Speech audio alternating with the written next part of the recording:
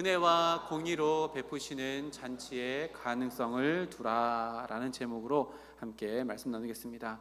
오늘도 옆에 있는 분들 축복하겠습니다. 당신은 하나님의 기쁨입니다. 축복합니다. 당신은 하나님의 기쁨입니다. 당신 하나님의 기쁨입니다. 당신은 하나님의 기쁨입니다. 아멘. 또 한 번 인사할까요? 오늘 하루도 수고 많으셨습니다. 인사하겠습니다. 오늘 하루도 수고 많으셨습니다. 오늘 하루도 수고 많으셨습니다. 오늘도 수고 많으셨습니다.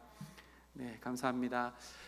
수예배 가운데 오신 모든 분들 주님의 이름으로 축복합니다. 말씀 가운데 우리를 이끌어 가신 하나님의 그 이끄심을 발견하고 이끄시는 대로 말씀 따라 한 걸음 한 걸음 걸어갈 수 있는 힘을 얻고 믿음을 얻는 복된 시간 되기를 주님의 이름으로 축복합니다. 오늘 말씀의 제목이 은혜와 공의로 베푸시는 잔치에 가능성을 두라라는 제목으로 함께 말씀 나누겠습니다.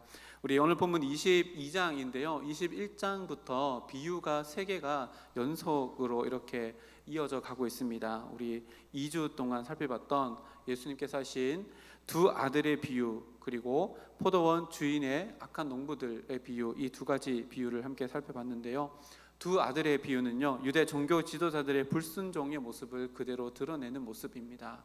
행함이 없는 믿음을 드러내신 것이죠. 그리고 포도원 주인과 또 악한 농부의 비유에서는 그 종교 지도자들이 이제는 단순히 불순종하는 것이 아니라 적극적이고 계획적이고 또 조직적으로 악행하고 있다는 것을 드러내며 그들에게 심판을 경고하는 두 번째 비유였습니다. 그리고 오늘 이어지는 세 번째 비유인데요, 오늘 1절부터 14절까지 비유입니다.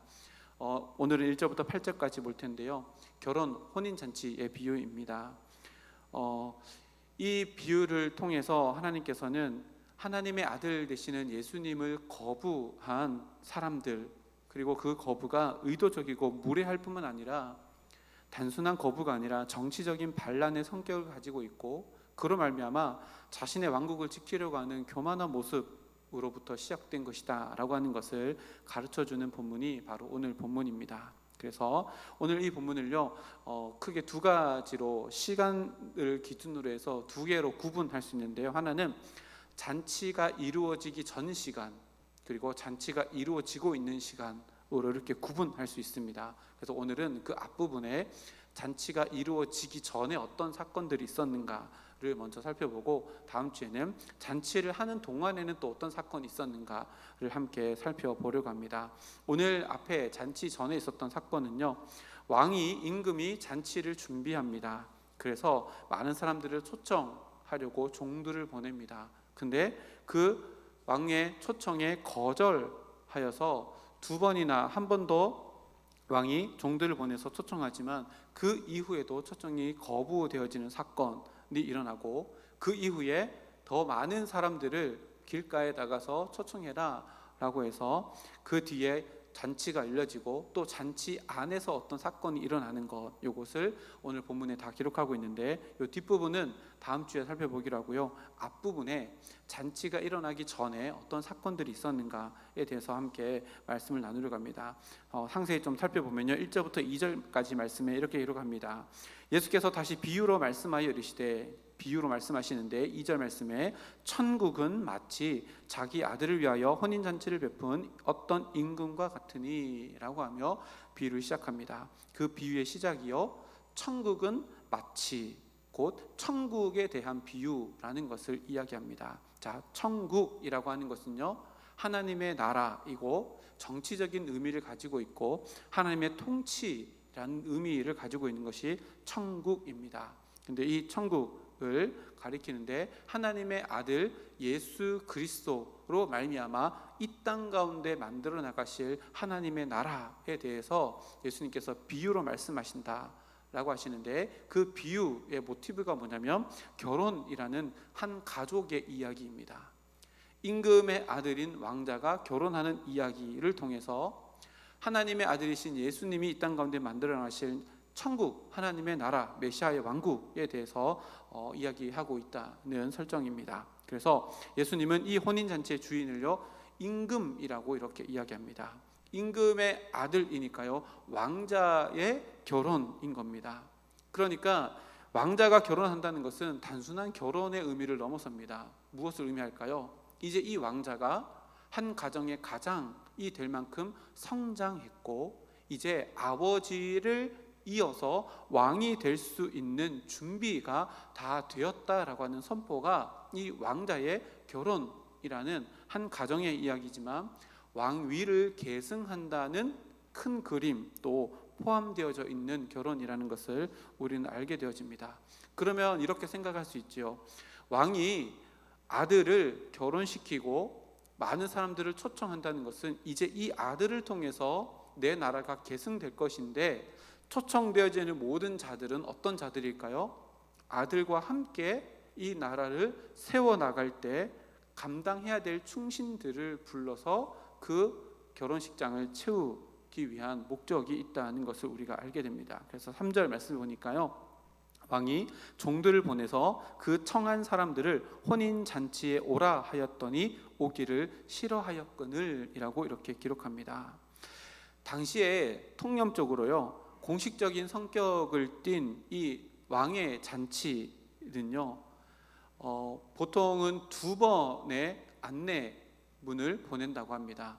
첫 번째 종을 보내서 우리 주인이, 임금이 이런 잔치를 벌입니다 라고 하는 어떤 행사를 하는지를 알리는 초청이 첫 번째로 보내지고요, 그 두 번째 한 번 더 보낼 때는 정확한 날짜를 알려주고 이제 오라라고 이렇게 요청하는, 첫 번째, 두 번째, 2번 이렇게 초청을 하는 것이 통념적이었다라고 합니다. 그래서 요 배경을 알고 3절 말씀을 읽으면 종들을 보내서 그 청한 사람들을 혼인잔치에 오라 했다는 것은요, 이 종들의 방문은 첫 번째 방문이 아니라 두 번째 방문이라는 것을 알게 됩니다. 이미 청함받은 자들에게 또다시 가서 날짜가 이러니 그날 오십시오, 날짜를 알려주는 두 번째 방문이라는 것을 알게 됩니다. 그래서 그 청함 받은 사람이라고 이렇게 분명히 기록합니다.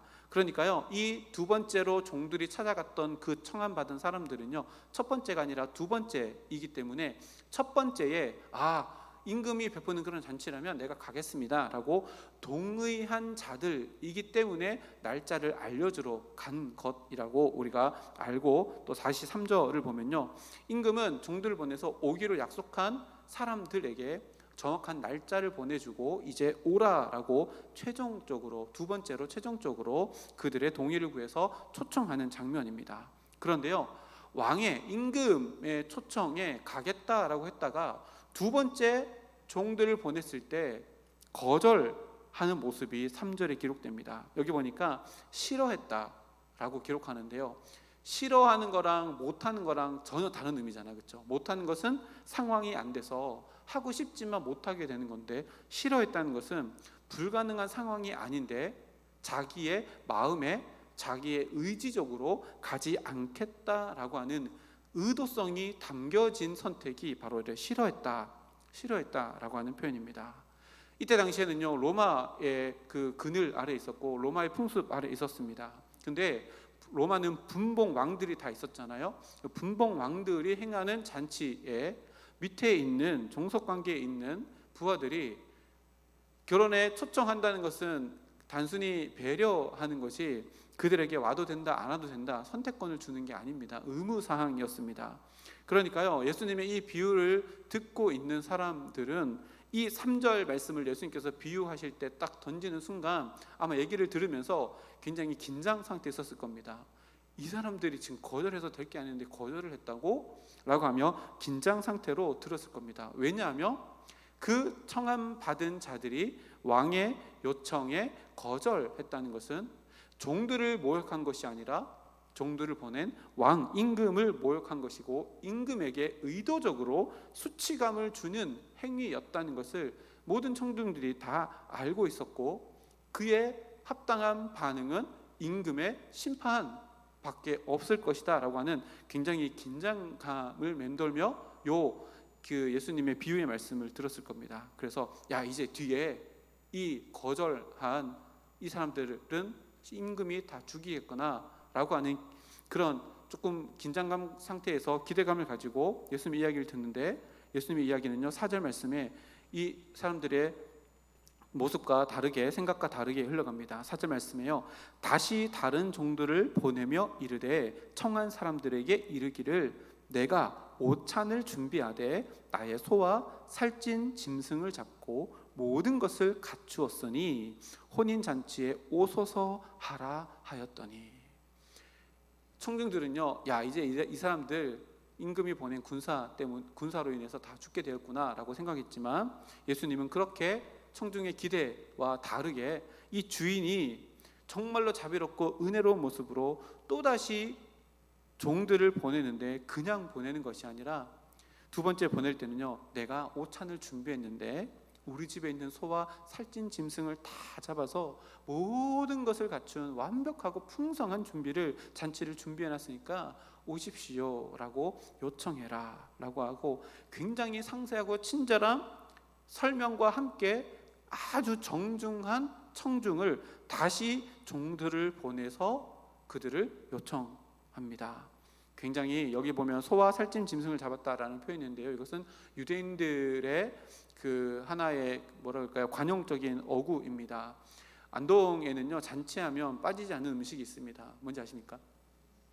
그 문어와 식혜는 걸 빠지면 안 되거든요. 문어가 잘 안 빠지는데, 어쨌든 이렇게 문어를 딱 준비해놨습니다라고 하면 잘 준비해놨구나 이런 건데, 지금 소와 살찐 음식, 이거는요 유대식 표현으로 완벽하고 특별한 음식, 요리를 준비해놨으니까 꼭 오십시오 라고 하는 겁니다. 여기서 한번 볼까요? 이 임금의 행동을 통해서 우리는 임금이 어떤 사람인지를 알게 됩니다. 어떤 사람이지요? 임금은요 아주 관대한 사람입니다. 이 임금의 행동을 통해서 알게 되죠. 그리고 오래 참을 줄 아는 인자한 사람이라는 것을 알게 됩니다. 그리고 자신이가 가지고 있는 권력을 함부로 남용하지 않고 먼저 용서해주고 이해해주고 덮어주고 사랑하려는 은혜와 긍휼이 먼저 된 임금이라는 것을 이 임금의 행동을 통해서 우리는 알게 되어집니다. 우리나라 속담에도 그런 말이 있죠. 가는 말이 고우면 오는 말도 곱다. 그래서 4절 말씀의 이 이야기를 청중이 딱 듣고 나서 또 이렇게 생각했을 겁니다.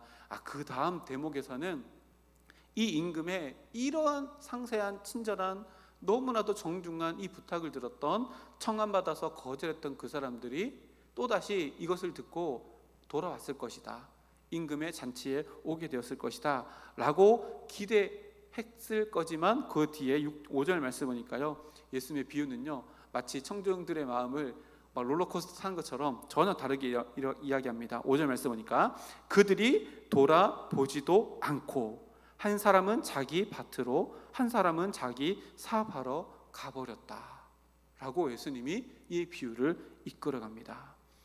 처음에 한 번 보냈습니다. 성경에 기록되지 않았어요. 2번 보냈습니다. 거절당했습니다.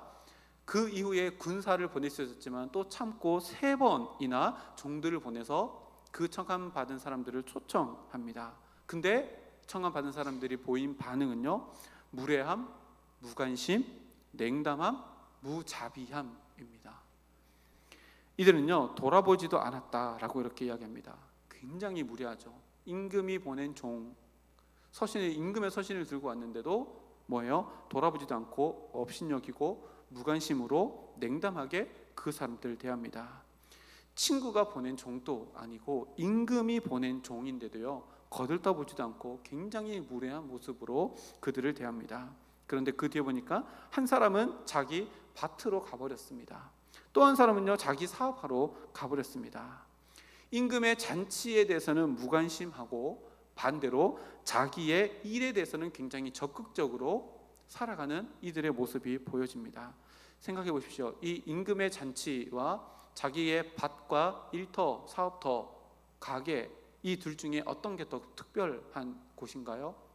임금의 잔치가 더 특별합니다. 그런데요 이들은 특별하게 초청받는 풍성한 잔치, 특별한 것을 다 외면하고 늘 반복적이고 일상적인 자기의 삶의 터전을 더 중요하고 특별하게 여기는 사람들의 모습이 보여집니다. 보니까 밭은요 농업을 이야기합니다. 장사하는 것은 상업을 이야기하지요. 당시 농업과 상업은요 그때 당시에 모든 직업을 다 통틀어서 가리키는 표현입니다. 그러니까요 일상적이고 반복적인 평범한 일상으로 돌아가기 위해서 임금이 초청한 특별한 잔치를 무시했다라고 이렇게 이야기합니다. 여기서 우리 일상을 잠시 돌아보게 됩니다. 우리의 일상은 어떤 일상일까요?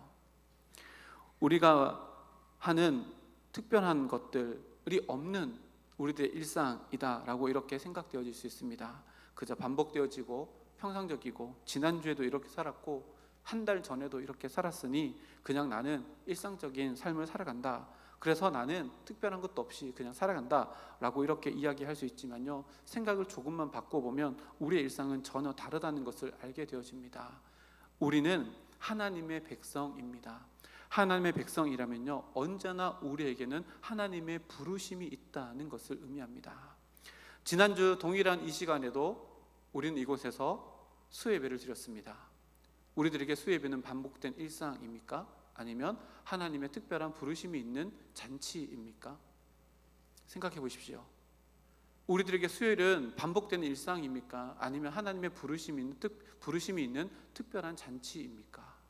이것은요, 우리의 고백에 따라 다릅니다. 하나님께서 오늘 나를 불러주셨기에 내가 이곳 가운데 있다라고 하면요, 반복되는 수요 예배라 할지라도 이 자리는요, 하나님이 나에게 허락해 주시는 특별한 잔치가 되어집니다. 예배만 그럴까요?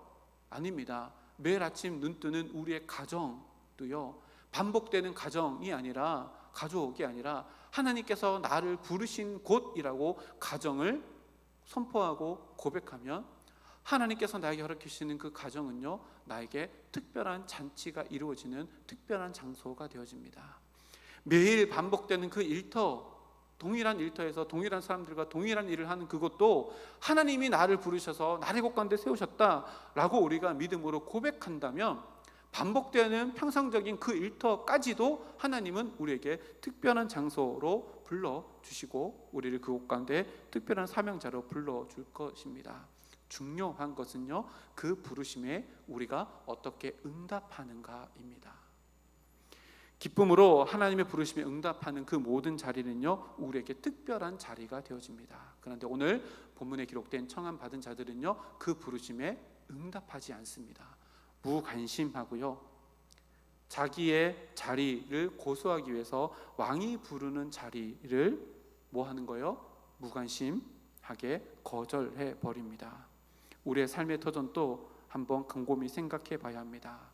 내가 충성을 다하고 특별히 내가 성실함으로 내가 붙들고 있는 자리는 하나님과 함께하는 자리인가를 늘 생각해 보면요, 그것이 오늘 청함받았던 사람들이 돌아갔던 밭이거나 아니면 그들의 기업이거나 아니면 동일한 자리를 할지라도 그것이 하나님이 부르심 있는 자리라고 우리가 고백한다면 우리의 모든 삶의 터전은 하나님과 함께하는 풍성한 즐거움이 있는 하나님이 보내신 잔치의 자리가 될 것입니다. 우리 모두가 다 어떤 곳에 있든지 하나님의 부르심 있는 자리가 바로 이곳이라고 고백함으로 말미암아 하나님과 함께하는 잔치가 열리는 매일매일 매 순간순간이 되기를 주님의 이름으로 축복합니다.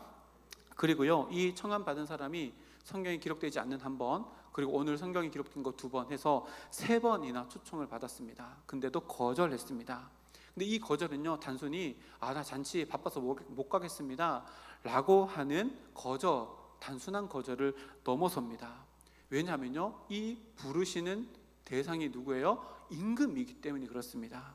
임금은요, 하나님의 나라, 그리고 한 나라의 지도자이잖아요. 그 종을 모욕하고 죽였다라고 하는 것은 임금을 모욕하고 죽였다는 것을 의미합니다. 6절 말씀에 그 남은 자들은 종들을 잡아 모욕하고 죽였다. 남은 자들은 밭으로도 안 가고 일하러 안 갔는데 거기 남아있는 자들이요, 뭘 한 거예요? 종들을 모욕하고 죽인 겁니다.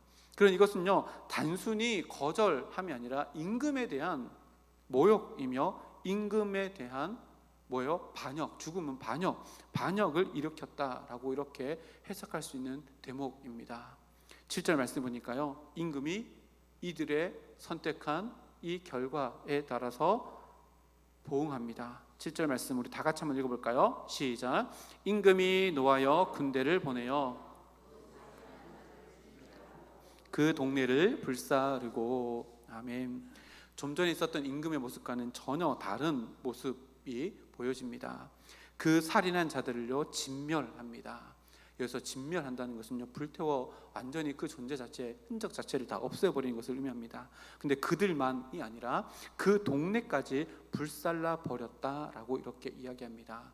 아마도 반역자들이 모두 다 한 동네의 사람이었던 것 같습니다. 굉장히 무서운 모습입니다. 왕의 종들을 모욕하고 죽인 그 사람들과 그 동네들을 완전히 다 불살라 없애버립니다. 이것은요, 로마의 방법입니다. 로마는 로마에 반대하는 사람이 살아가는 그 도시를요, 완전히 몰살시켜서 불태워서 폐허를 만들어 버리는 것이 로마에 반역하는 자들을 대하는 로마의 방법이었습니다. 우리가 잘 아는 도시도요, 이렇게 해서 완전히 폐허가 되었던 도시가 있습니다. 어딘지 아십니까? 고린도입니다. 고린도는요, 그 전에 로마에게 연합군을 만들어서 반역했던 도시입니다. 그때요, 기원전 146년인데요 로마가 쳐들어와가지고 고린도라는 도시를요 완전히 불태워서 완전히 폐허를 만들어서 다시 일어설 수도 없을 만큼, 회복할 수도 없을 만큼 완전히 무너뜨려 버립니다. 그래서 고린도가요 1세기 100년 동안 도시가 이루어질 수 없고 완전히 폐허가 된 상태로 머물러 있습니다. 그러다가 44년에 카이사르라고 하는 왕이요 그곳을 다시 로마 식민 도시로 재건하여서 번성하게 되어집니다. 그 번성한 도시에 사도 바울이 가서 이제 전도를 하게 된 것이지요. 이거 로마의 방법입니다. 그러니 이 임금은요 그 전에는 하나님의 모습, 사랑의 모습을 다 내어 보였다가 7절 말씀에서는 임금이 완전히 다른 모습을 보여줍니다. 이것은 무엇을 의미할까요? 하나님의 사랑과 하나님의 공의를 그대로 담고 있는 모습이 바로 오늘 본문 말씀에 나오는 왕의 모습입니다. 이 부에서 등장하는 이 임금을 통해서요 우리는 하나님의 모습을 알게 됩니다. 하나님은요 사랑과 공의라고 하는 서로 다른 사랑의 모습을 가지고 있습니다. 공의도요 사랑이고요, 아가페 완전한 사랑, 온전한 사랑, 그것도 사랑도 이 사랑입니다. 이 두 가지는 언제나 공존합니다. 공의를 무시한 사랑은 있을 수 없고 사랑이 무너진 공의도 있을 수 없는 분이 바로 하나님이십니다. 생각해 보십시오. 공의가 무너진 은혜가 어떤 은혜일까요? 값싼 은혜입니다. 헤픈 은혜입니다. 왜요? 공의가 무너졌습니다. 의가 무너지고 은혜만 세워지면요 은혜를 값싸게 여깁니다. 함부로 살면서 은혜만 구한다는 얘기입니다. 근데요 은혜가 무너진 공의만 있다면 어떻게 될까요? 우리에게는요 두려움만 있을 뿐입니다. 왜요? 공의만 잣대만 드러내는 하나님이시라면요 우리는 두려워서 벌벌 떨면서 자발적인 순종이 아니라 두려움 때문에 하게 되는 순종으로 하나님을 섬기게 될 겁니다. 그런데 하나님은요 이 두 가지를 완벽한 균형으로 가지고 계십니다. 공의 위에 사랑을 베푸시고, 공의를 나타내시지만 사랑을 잊지 않으시고, 사랑을 베푸시지만 반드시 공의를 세워나가시는 분이 하나님이시라는 것을 오늘 말씀을 통해서 우리들에게 알려줍니다. 우리가 믿는 하나님이요 바로 이런 하나님이십니다. 그렇다면 우리의 삶 가운데도 그대로 적용해야 합니다. 우리는 은혜를 사모하며 살아가는가? 그러면서 공의를 만족하는 인생을 살아가는가? 이 두 가지의 믿음의 균형을 잘 이루며 살아가는가를 늘 우리는 점검해야 합니다. 우리 10월 달에 종교개혁에 대해서, 루터에 대해서 함께 영화도 보고 말씀을 사주차 나눴잖아요. 루터는요 신약 성경을 통해서 이신칭의라고 하는 복음의 핵심을 깨닫기 전에는요 공의의 하나님 때문에 너무나도 힘든 신앙생활을 했던 사람이 루터입니다.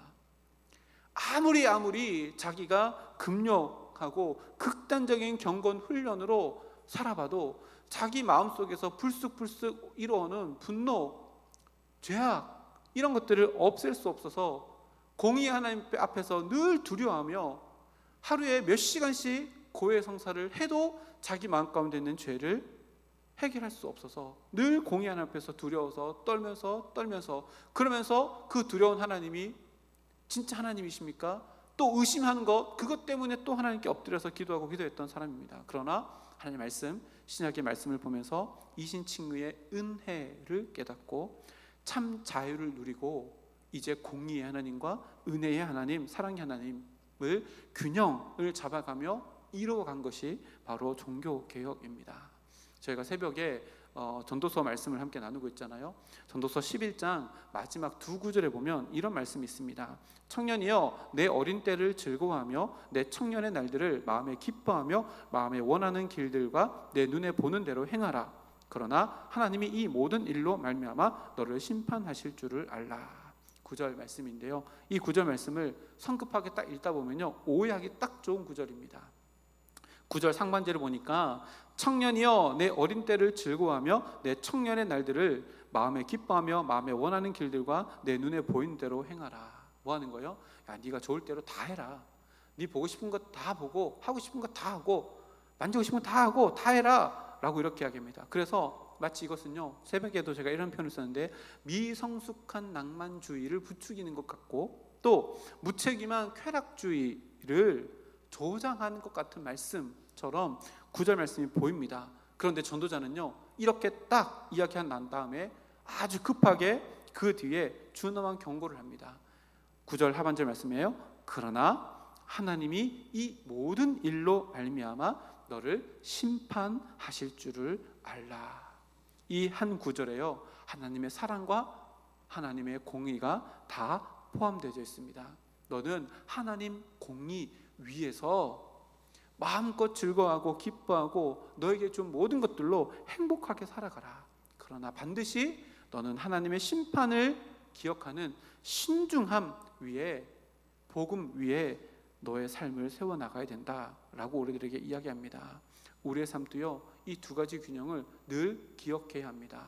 어떤 사람은요, 율법주의에 빠져가지고 나는 이렇게 해야지, 이렇게 살아가야지 라고 하면서 자기가 스스로 만든 신앙의 틀 안에 자기를 집어넣습니다. 극단적인 율법주의, 경건주의는요, 하나님께서 원하시는 모습이 아닙니다. 복음 위에서, 복음 안에서 하나님께서 나에게 주신 모든 것들을 마음껏 누리기를 원하십니다. 그러나 죄와 상관없는 순전하고 깨끗한 즐거움과 행복을 누리기를 원하십니다. 이 모든 균형이요, 우리의 삶 가운데 이루어질 때 진정 우리는 하나님을 더 많이 알아갈 수 있을 뿐만 아니라 진짜 하나님을 우리가 섬기는 삶을 살아갈 수 있게 된다는 것을 이야기합니다. 그래서 오늘 본문에 나오는 청함받은 자들은요, 거부했습니다. 근데 이 거부는요, 무엇을 오용한 걸까요? 하나님의 사랑을 오용한 겁니다. 공의가 무너진 하나님의 사랑을 오용한 겁니다. 그러니까 임금이 참아주니까요, 임금을 모욕하고 임금의 종을 죽이기까지 한 겁니다. 그러니까 이 거부는요, 하나님의 은혜를 오용했기 때문에 온 것입니다.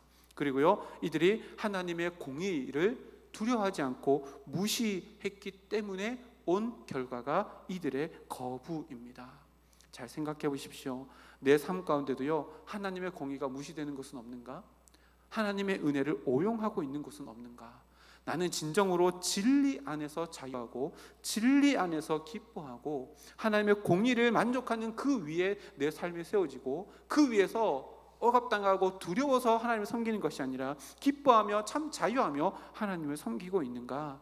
우리의 삶을 돌아보라 라고 하는 말씀이 바로 이 말씀이 되어집니다.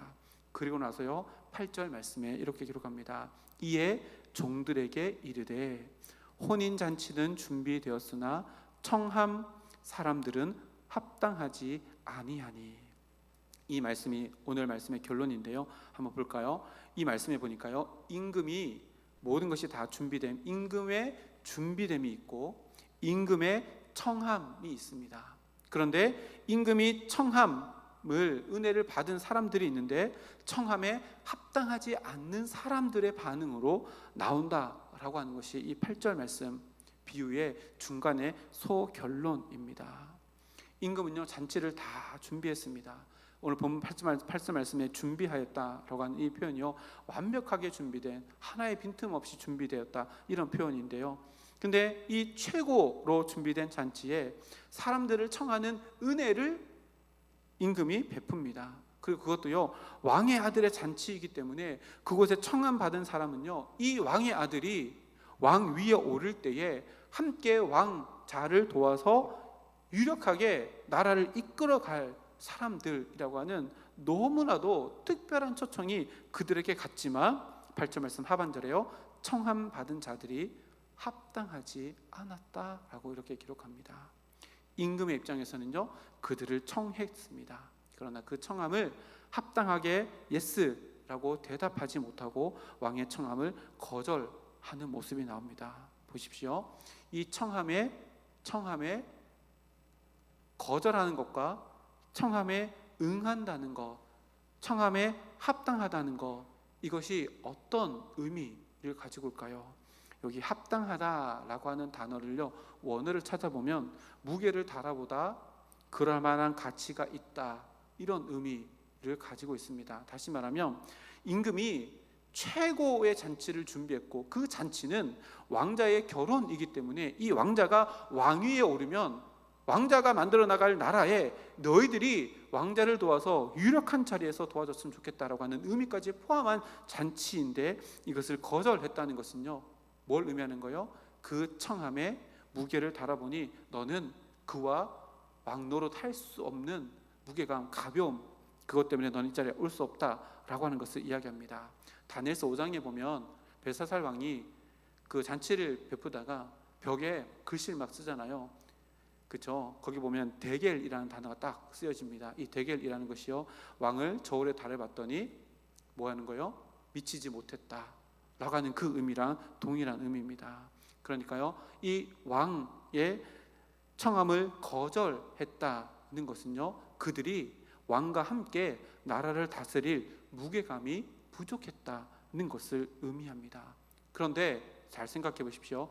청함을 합당해서 내가 가겠습니다 라고 했다면 이 사람들의 마음에는 어떤 마음이 있었을까요? 왕이여, 초청해 주셔서 감사합니다. 내가 왕자의 결혼식을 축하하겠습니다. 그리고 왕자가 왕위에 오른다면 내가 열심히 도와서 충신이 되어서 그들을 돕겠습니다 라고 했다면, 그렇게 고백한 사람들의 마음속에는 무엇이 있었을까요? 제가 말씀을 묵상하다가 이렇게 생각해 봤습니다. 만약 왕의 청함을 받고 그것에 예스라고 대답했다면 그 사람들의 마음 가운데는 내 인생의 남은 가능성을 왕의 그 청함에 내어 맡기겠다라고 하는 마음이 있지 않았을까라는 생각을 해봅니다. 그리고 나서 청함을 거절했던 사람들의 마음에 뭐가 있었을까를 가능성이라는 단어로 다시 생각해 봤더니요, 청함을 거절한 사람들이 어디를 갔어요? 자기 밭에 갔습니다. 자기 가게로 갔습니다. 가능성이라는 단어로 이것을 설명해 보면요, 왕의 거절, 청함을 거절하고 자기의 남은 인생을 자기 밭에 건 겁니다. 자기의 가게에 자기의 남은 인생의 가능성을 건 겁니다. 왕의 청함보다 내 밭에, 내가 장사하는 그곳에 내 인생의 가능성이 더 있어 라고 하고 그것을 선택한 것입니다. 여러분, 어떤 선택이 더 위대한 선택일까요? 자기의 평범한 일상 속에서 자기만을 위한 가능성을 보고 선택한 자기 밭, 자기 상점, 그곳의 가능성이 더 있을까? 아니면 왕의 부르심에 청하여서 그 자리에 앉아서 왕에게 내 삶의 가능성을 내어드리는 것이 더 특별한 삶을 살아가는 길일까 생각해 보면요, 너무나도 답은 뻔합니다. 이런 놀라운 선택을 했던 구약의 한 인물이 있습니다. 구약 성경에 39권 중에요, 여자 이름으로 쓰여진 책이 있잖아요. 그 중에 하나가 룻기입니다. 룻은 이방 여인, 모압 여인입니다. 근데 남편도 죽고 시아버지 죽고 다 죽어서 시어머니 나오미가 이제는 이방 땅에 살지 못하니까 고향으로 돌아가자라고 해서 베들레헴으로 돌아갑니다. 근데 돌아가는 길 가운데 이 시어머니가 아무리 생각해봐도 이방 여인으로서 유대 민족과 함께 살아간다는 것은 가능성이 보이지 않습니다. 그래서 야, 니네 돌아가는 게 좋겠다. 너희 민족에서 사는 것이 너희 인생에 더 많은 가능성이 있는 것 같다. 돌아가라 강권했지만 돌아가지 않다가 결국에는 첫째 며느리가 오르바가 입 맞추고 내 인생의 가능성은 유대 땅이 아니라 내 고국 땅 모압 땅이 더 많습니다 라고 하고 돌아갑니다. 근데 룻은 돌아가지 않습니다. 돌아가지 않고 어떻게 고백해요? 너무나도 유명한 구절인데 룻기 1장 16절에서 17절 말씀 앞에 화면에 있습니다. 눈으로 한번 읽어보시겠어요? 룻이 이르되 내게 어머니를 따르며 어머니를 떠나지 말고 돌아가라 강권하지 마옵소서. 어머니께서 가시는 곳에 나도 가고 어머니께서 머무시는 곳에 나도 머물겠나이다. 어머니의 백성이 나의 백성이 되고 어머니의 하나님이 나의 하나님이 되시리니 어머니께서 죽으시는 곳에서 나도 죽어 거기 묻힐 것이라. 만일 내가 죽는 일 외에 어머니를 떠나면 어머니께서 내게 벌을 내리시고 더 내리시기를 원하나이다 하는지라. 아멘. 제가 붉은색 글씨로 가시는 곳, 머무시는 곳, 죽으시는 곳, 그리고 그 가운데 하나님이라고 했습니다. 룻이 이렇게 결단한 이유가 뭐예요? 가능성을 어디서 본 거예요?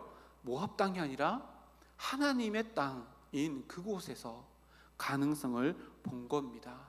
그래서 하나님이 부르신다 고백하며 그곳 가운데서 하나님께 자신의 삶에 남은 모든 가능성을 내어 맡깁니다. 그 결과가 무엇일까요? 룻은 다윗의 조상이 되어지고 이 땅에 오시는 메시아 되시는 예수님의 족보에 기록되어지는 놀랍고 특별한 은혜를 경험하게 되어집니다. 우리들의 삶 가운데 어디에 가능성을 두고 살아가십니까?